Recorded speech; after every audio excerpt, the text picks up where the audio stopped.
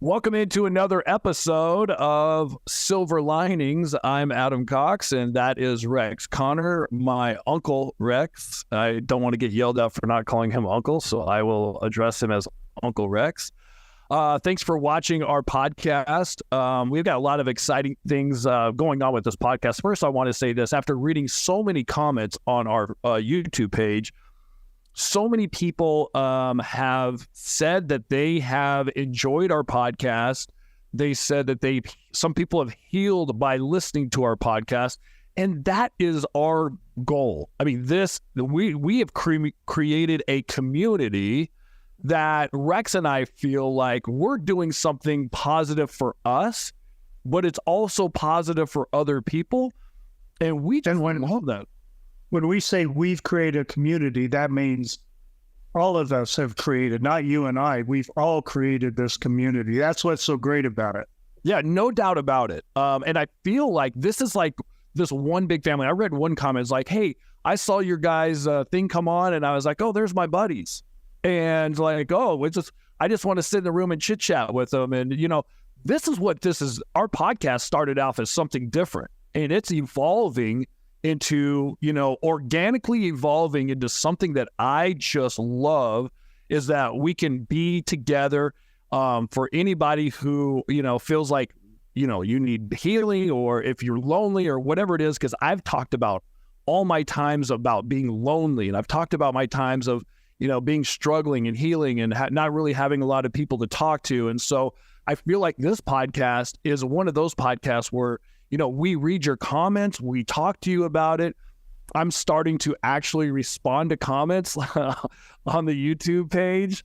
So I feel we love the direction this podcast is going, and we thank you guys for watching and feeling comfortable around us. We're trying to be transparent. We're trying to be honest. We're trying to be real. And so that's where we're going with our podcast. And with that being said, we got some cool things, because I think as this podcast is growing, Rex, we talked about doing a couple of live events. And because of our schedule, and now that I live in Gilbert, Arizona, Rex is traveling all over the world, but he's back in St. George.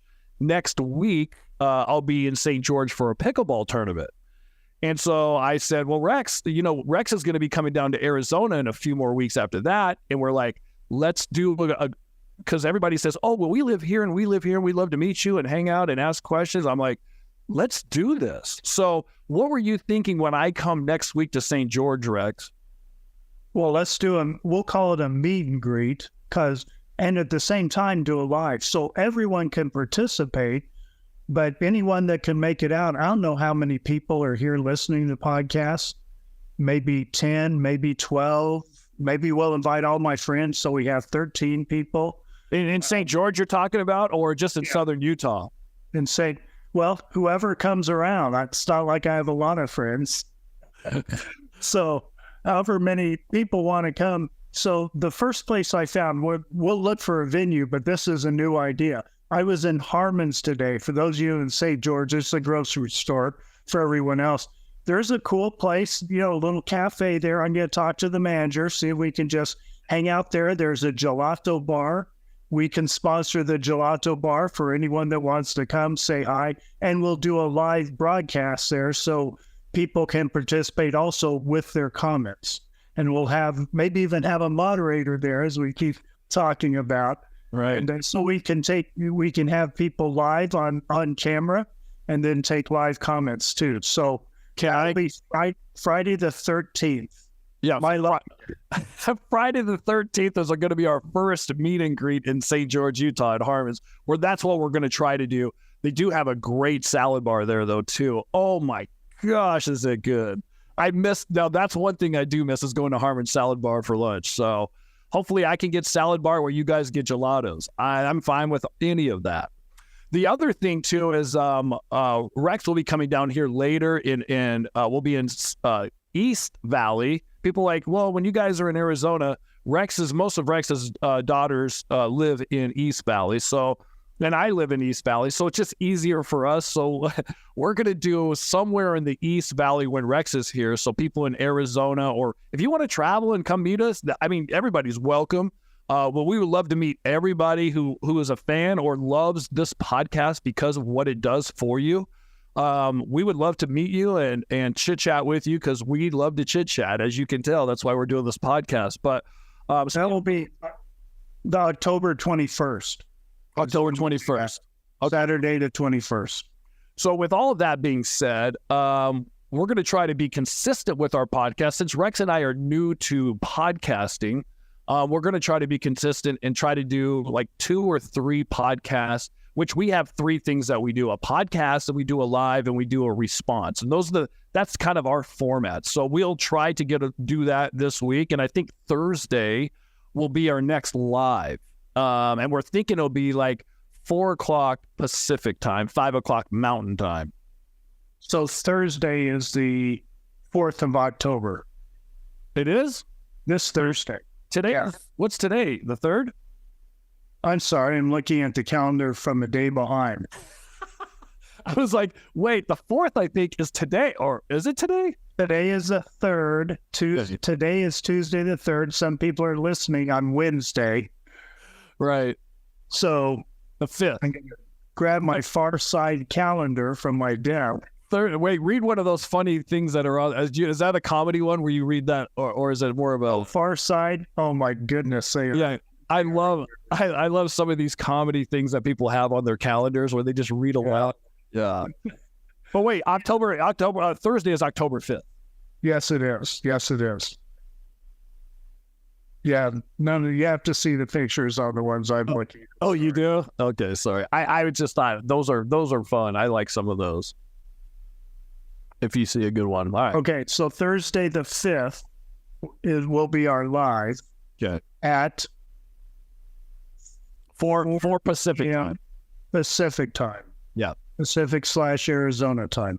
Yeah, because I'll have to get to work and leave, and then you'll be like, why is he leaving again? He just got on. Okay, so we have that. But today, we want to do a podcast today. Rex and I have been talking a lot about our podcast, and we've been talking about healing, and we've mentioned the word hope. So both of those things, healing and hope, I think go hand in hand, or can go hand in hand. So Rex, I'm going to let you take it from here. Well, we talked about this, I believe, 4 podcasts ago. Hope and healing. We've asked you to share your experiences, and you are sharing your experiences, and they are rich and they are touching. And we want you to continue sharing, especially we'll say a few things in particular we would like to hear your perspective on here for the community. Based on what we heard 4 podcasts ago, there are some questions that are still ongoing. And my first question, a couple of the comments from back then made me question, how do I know when I'm healed? I mean, that sounds pretty basic, but right. How do I know? I'm seeing a therapist. How do I know that, okay, that's done? When's it over? Where am I healed? It's like somebody puts a hand on your head and go, you are healed, my friend. And you're like, oh my gosh, I guess I'm healed. And so I don't have an answer, not being a therapist. I don't have an answer even for me, much less everyone else. But I'm going to start with something, Adam, then you can comment on it. And we hope to get many comments. Okay. In fact, let me share. I'm going to share my screen here. I love these. And share one of the comments from y'all. It's from, I don't know how to say this particular name. It's either Ken Thone or Tone, or is it TH? Kent Hone. It might be. Okay. But sorry for mispronouncing the name, but I loved his comments. I'll read it for the people. I know people that are watching can see the screen, can read for themselves, but there's some people that don't have visual here. They're just listening to the audio. And not just that, this is going to be, our podcast is on Spotify and it's on Apple Music where people are just listening to this. They're not even seeing us. So yeah. Exactly. So Ken said, I personally don't think you ever heal. I believe you start to comprehend and understand what happened. My nephew was murdered a year ago, and it's the hardest thing. Sorry. Hardest thing I've ever been through. They were all juveniles. So some of the things you're sharing is helping me to understand things better. I need to get more involved so that no other uncle has to go through what I've gone through. You can imagine if I'm crying about this now, what it's like reading all of your comments. It's just well, this is right. Well, this is also you're an uncle and your nephew, so you're really understanding this. Yeah, we're relating a little too much, maybe. Yeah, not close to what you've been through. You lost a nephew and a niece by someone that was close to you and that you loved. So I don't think you ever heal. I think you gain an understanding, and I love this perspective. I think you gain an understanding to where you can continue on. You know, I think that's insightful as I considered that, and as I considered, what I'm going to consider what healing will be. I think healing's going to be, I don't ever want to not feel, that's it. I don't want to not feel. I don't want to not feel sad that we miss the victims. I want to not feel angry or whatever the emotion is beneath it by what happened to them. I don't think losing emotion is, for me, again, this is all personal, your own personal definitions. For me, losing emotion isn't healing. I want to keep emotions. I just want to learn to live with it. And I think my definitions got parallel what Ken said, or Kent, is that it no longer keeps me from doing something. Adam's talked about not being able to get up some mornings. There are some things we won't do. My wife and I haven't seen the movie that we want to see, Sounds of Freedom, because we just can't handle that topic, that much emotion. I think I'll be healed when I can get on with normal life without having this sorrow or this tragedy keep me from doing that. Adam, what's your perspective on that? Oh, there's so many things that are going through my mind right now after reading that and listening to what you're saying. And I know a lot of people listening or watching have had a lot of grief. And you and I know that with grief comes tremendous stress, anxiety, sometimes depression. Like those things just creep up on you. And, we've mentioned on this podcast before about moving forward and not being stagnant. Because for me, when I start staying stagnant, that's when I'm in trouble. That's when I start getting depressed. And that's when I start understanding, like, I have to go do something. So I think, I don't know if we're ever going to be completely healed. And I don't know how deep scars go with other people and what they have. And I feel like we all are different. Like, I'm a very sensitive person. I cry a lot at movies. There's certain music, there's certain songs that I'll listen to and I'll start crying. I was telling Rex the other day, when I was on the radio in St. George not too long ago, maybe 2 years ago, there was a new song that came out by Justin Bieber called Lonely. And look, I'm not a Justin Bieber. I'm not, what are they called? Their fans are believers. I'm not a Justin Bieber fan. Like, I'm not, but I'm sitting there doing my morning show, and that song comes on, and it's quiet in the room. I think my co-host had left the room, and it's just me sitting in there. And I'm listening to Justin Bieber sing this song, Lonely. And I'm hearing and I'm feeling how lonely he is. And I start to cry in the studio while my co-host was out of the studio. It just got me. And she comes walking back in, and I wipe my tears because I don't want her knowing that I'm crying to a Justin Bieber song. And so I just feel like we're all different. And some people aren't that in touch with their emotions. They don't cry a lot, or they don't show a lot of emotions. And that's fine too.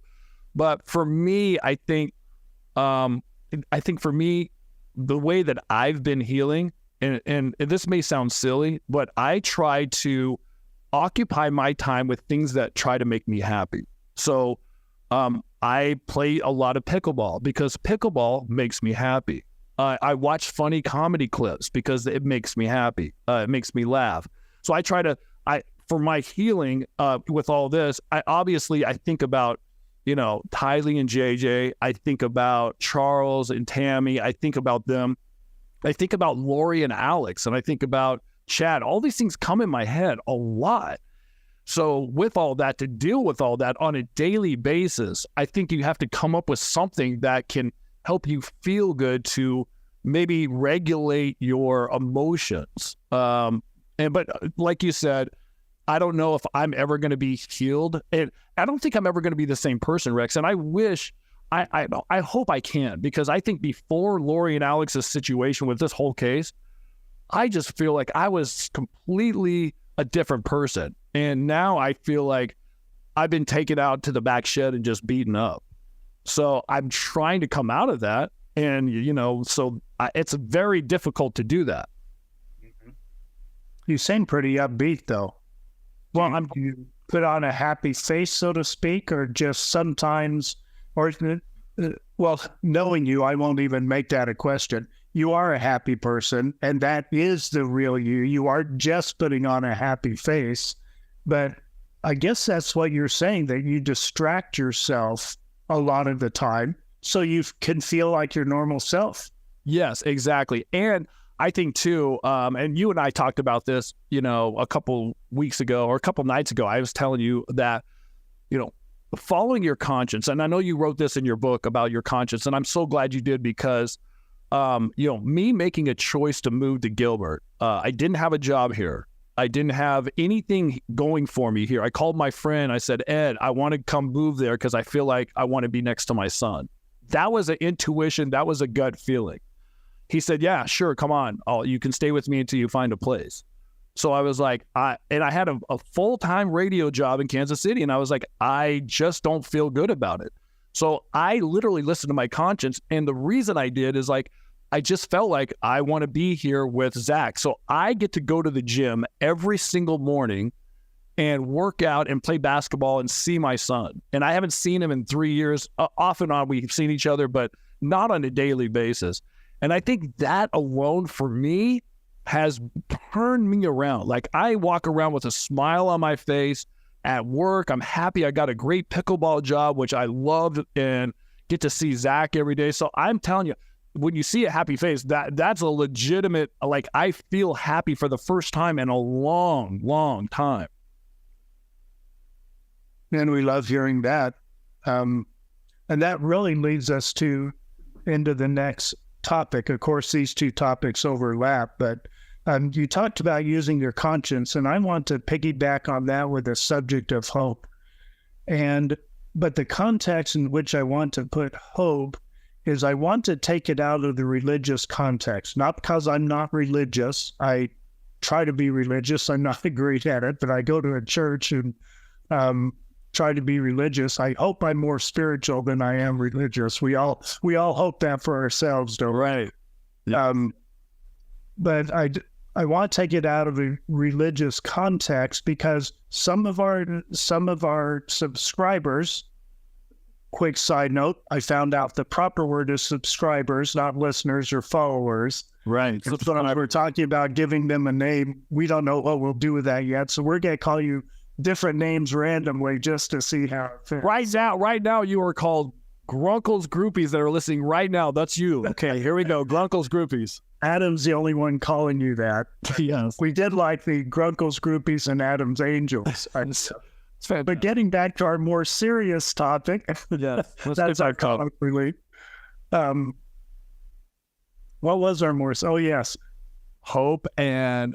the context I want to put this in, whatever you call your conscience, I don't know whether, and this is out of the realm of religion because virtually everyone I've talked to, whether they believe in God or not, they acknowledge we have an internal guidance system that many of us call our conscience, but we call it many things: intuition, our gut feeling, our higher self.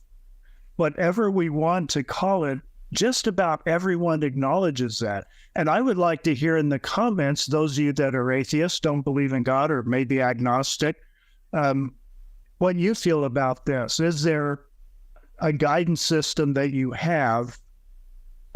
Just because I'm interested in how you describe it and how you work with it. But to the degree that we acknowledge it, maybe not everyone acknowledges it, but I think it's many people do, and many of the subscribers, many of our silver liners is one idea for a name for the subscribers. Many of you attribute that to your relationship with God. Okay. Some of you attribute it to the energy of the universe or the wisdom of the universe. All definitions are welcome here on this topic. We aren't going to try to say one's right, one's wrong, or someone's got it right or wrong. But if we acknowledge that we have an internal guidance system, isn't that the source when we feel we need to be healed, when we are feeling hurt or broken? And I know not everyone feels that right now. Different people feel that at different times in their life, different events.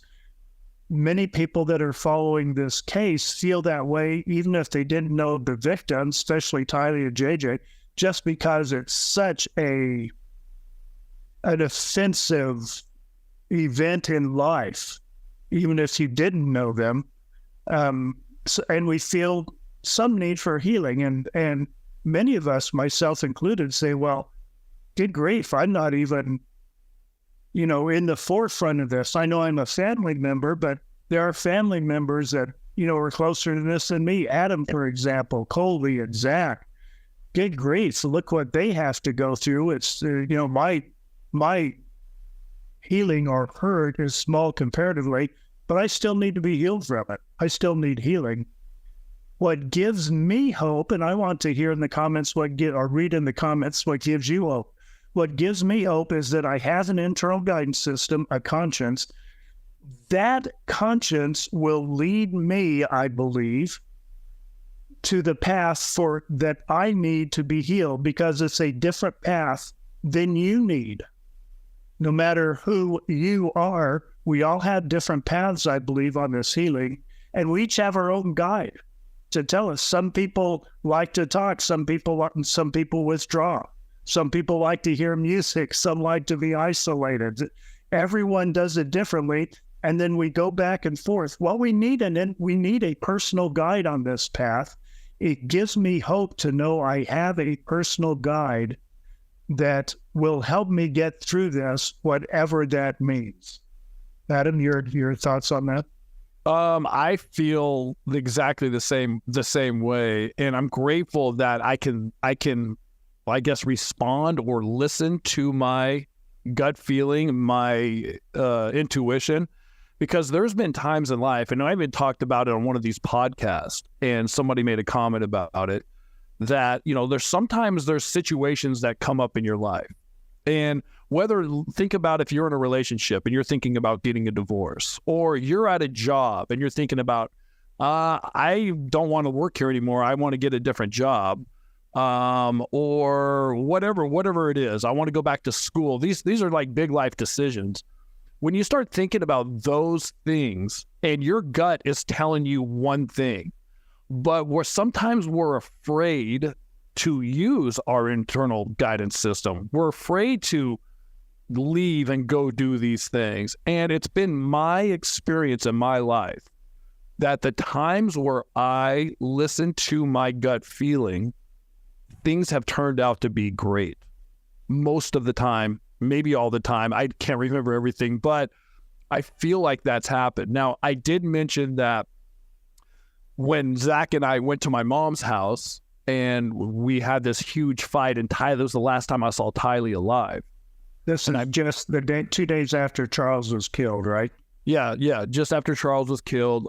We talked about this in several podcasts, but I want to go back to it because I did read a comment about it that I was like, that my gut feeling when I was there and I saw Tylee was that I think I should, going there, I was like, well, I would love to talk to Tylee to find out what really happened. And when I was there and I saw Tylee crying and I saw my mom consoling Tylee, and I froze and Zach froze. Both of us, I guess we were in shock. We didn't know if we were going to that house to get jumped or mugged or killed or whatever, because at that point, everything was sketchy and up in the air.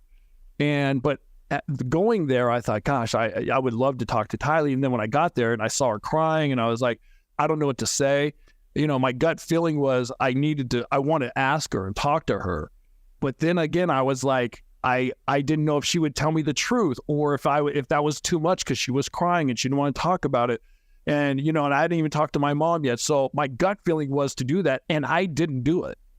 So I didn't follow my gut feeling. And now I kind of resent that, because I wish I would at least asked her, hey, what happened, or what really happened, or just be able to read the room. So the problem with understanding your gut feeling and your conscience is that if you don't acknowledge it or go with what your conscience is telling you to do, I think we get regrets. I have several regrets for things that I should have done or my conscience was telling me to do, and I didn't have the guts or whatever it was to do it.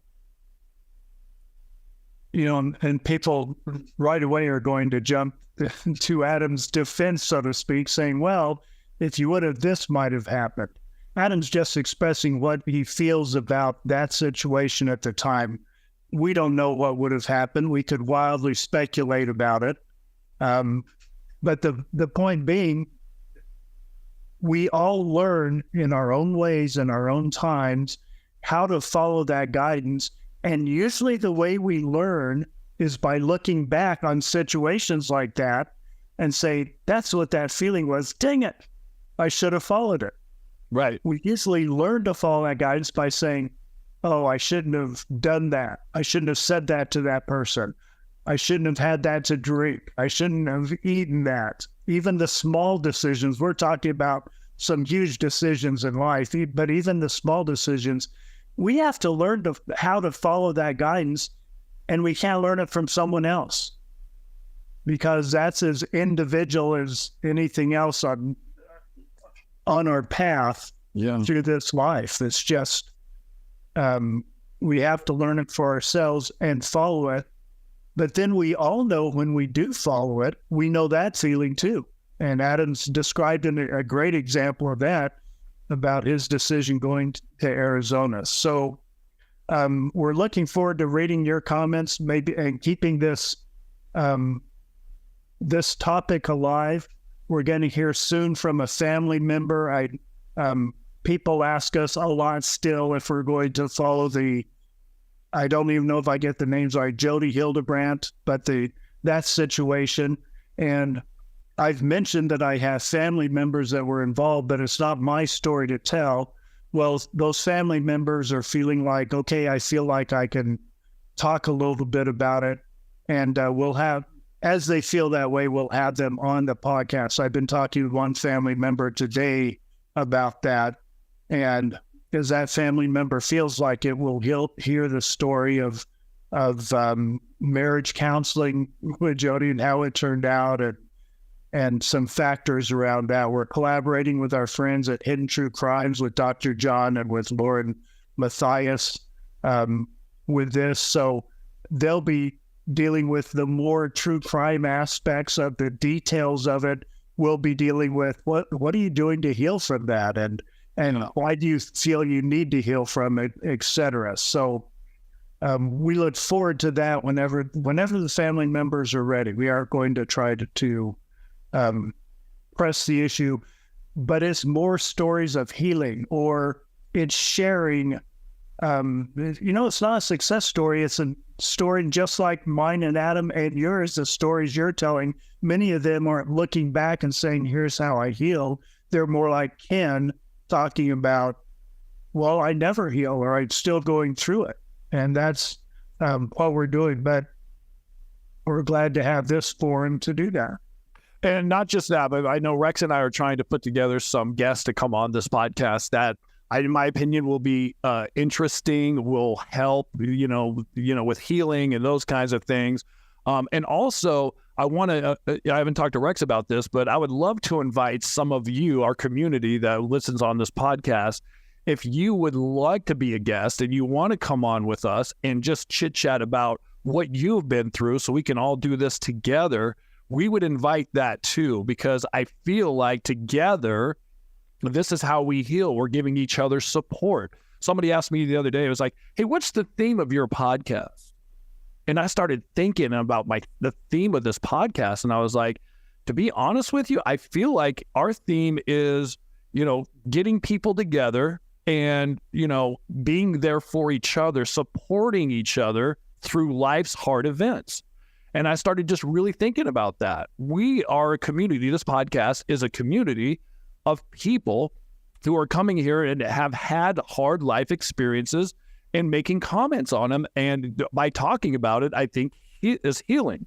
So I think this is the way that we're going with this podcast. And I think our subscribers are a huge part of that. So if you would like to come on as a guest and maybe talk to us about, whatever situation you're in, and maybe we can talk to you about, how we feel, or maybe we can help, or whatever it is, I would love that. So. And of course, we can't read all of the comments that are out there to everyone on the podcast. We'd be podcasting 24/7. And the comments are worth reading. We're asking you to comment, not necessarily so we'll feature your comment, although we're grateful when we could do that. So I'm glad we could feature Ken's comment today, but it's so you can read each other's comments and you can comment on each other's comments and get whatever you can get from each other. So please feel free with your precious time to read those comments. So Adam, our outro would have played over a minute ago. Oh, we're over 30 minutes. Sean is not going to like this podcast. It's over 30 minutes. He is not. We'll get back in the studio maybe on that Friday when I'm there. If we don't do a live, we'll be at the studio, right? We'll do both. Okay, good. All right. Reserved mine today. But real quick, and I don't want to make this longer, but the comments, and I'm watching friendship develop with our community, because Rex had mentioned to me, he's like, hey, there's people that are commenting on comments and comments. And and now it's like, hey, Judy, hey, people are becoming friends because of our podcast. And that to me that's worth it right there. We're building something and we're supporting each other and we're becoming friends. And I mean, this is the focus of what our podcast is. And people are bringing friends from other podcasts. So they're already friends coming in. There are several hidden gems from Hidden True Crime that kind of travel in little packs. And that's great to see too. We love that. All right. Well, let's wrap up this one. We'll try to do a live coming up on Thursday, October 5th at 4 p.m. Pacific time. That's all for now, Rex. I'll give you the last word. No, that's it. Thanks for being here, and thank you for being a part of it.